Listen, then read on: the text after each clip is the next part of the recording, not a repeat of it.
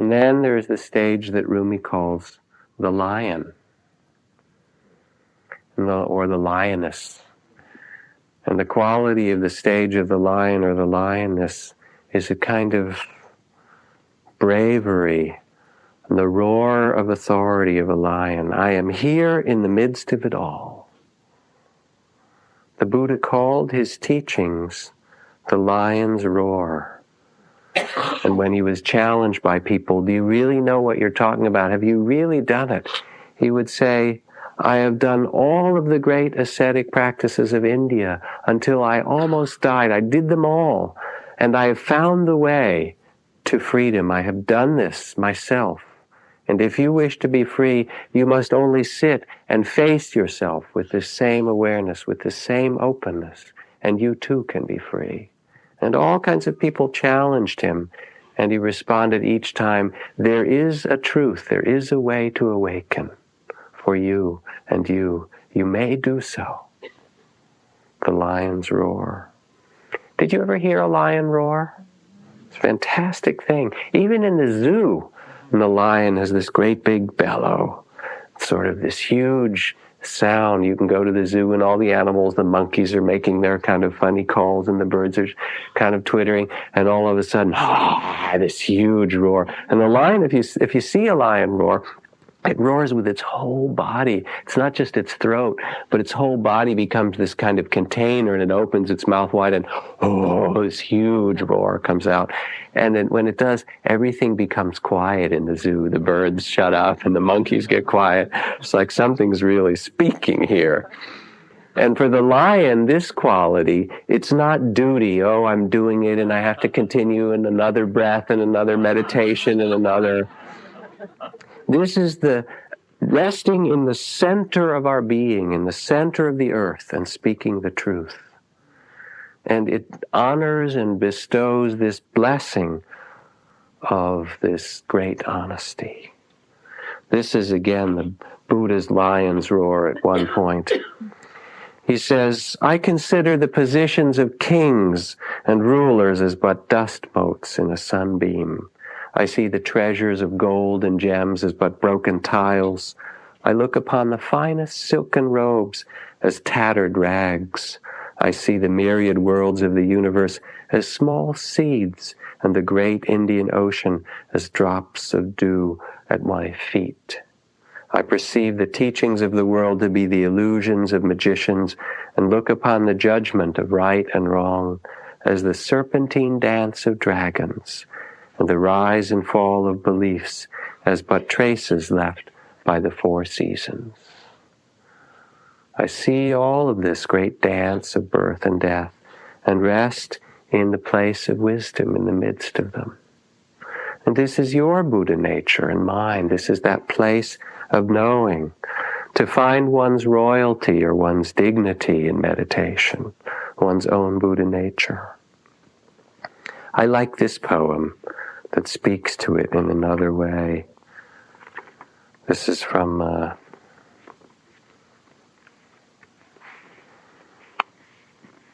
William Stafford, a story that could be true.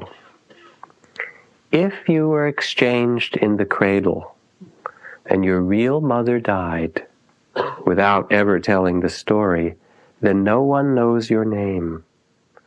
And somewhere in the world your father is lost and needs you, but you are far away. He can never find how true you are. And when the great wind comes and the robberies of the rain, you stand in the corner shivering. The people who go by, you wonder at their calm. They miss the whisper that runs any day in your mind. Who are you really, wanderer? And the answer you have to give, no matter how dark and cold the world around you is, maybe I'm a king. Maybe I'm a queen. The answer you have to give. If you were exchanged in the cradle and your real mother died, then, without ever telling the story, then no one knows your name. And when I read this poem, I think of it, I talk about this, of how much children understand this. Because there's always that moment with children, if you really speak to them honestly, where on certain days they expect that there will be a knock at the door, and then they open and there's somebody dressed in this amazing garb, in a great chariot outside, and the knock says, "Hello, are you there?" Whatever the child's name is. These are not your real parents, right? You were actually born as the princess or prince or whatever, the king or queen, and we've come to take you back to where you really, the palace is waiting for you. And this is that quality of finding one's own inner royalty, the roar of the lion, the sense of beauty that is there in every human being, in every human heart. Nikki Giovanni puts it this way. This is sort of the feminine version of that. I was born in the Congo, walked to the Fertile Crescent and built the Sphinx. I designed a pyramid so tough that a star that only glows every 100 years falls into the center of it, giving divine perfect light. I am bad. I sat on the throne drinking nectar with Allah. Got so hot I sent an ice age to Europe to control my thirst. My oldest daughter, Nefertiti, the tears from my birth pains created the Nile. I am a beautiful woman. I gazed on the forest and burned out the Sahara Desert. With a packet of goat's meat and a change of clothes, I crossed it in 2 hours. I am a gazelle so swift you can't catch me. For a birthday present when he was 3, I gave my son Hannibal an elephant. He gave me Rome for Mother's Day. My strength goes on. My son Noah built an ark. I stood proudly at the helm as we sailed on a soft summer day. I turned myself into myself and was Jesus. All men intone my loving name, all praise. I am the one who would save.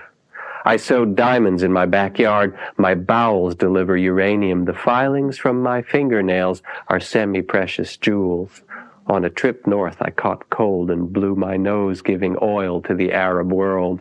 I am so hip, even my errors are correct. I sailed west to reach east and had to round off the earth as I went, and the hair from my head thinned in gold was laid across 3 continents.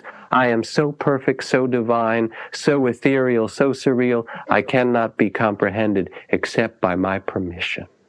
I mean, I can fly like a bird in the endless sky. That's the lion's roar. What pleasure in it for life, to be alive, to see it.